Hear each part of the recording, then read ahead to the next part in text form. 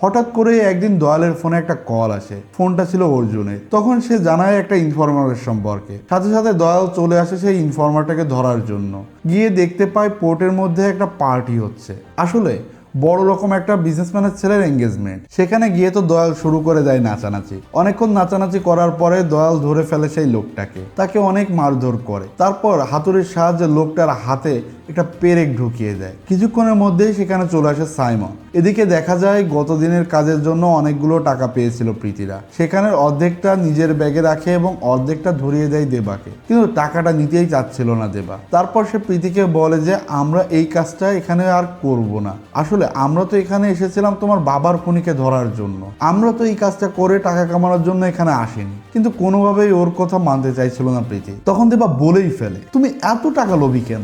আমরা কি এখানে মানুষ পুড়িয়ে টাকা কামানোর জন্য এসেছি?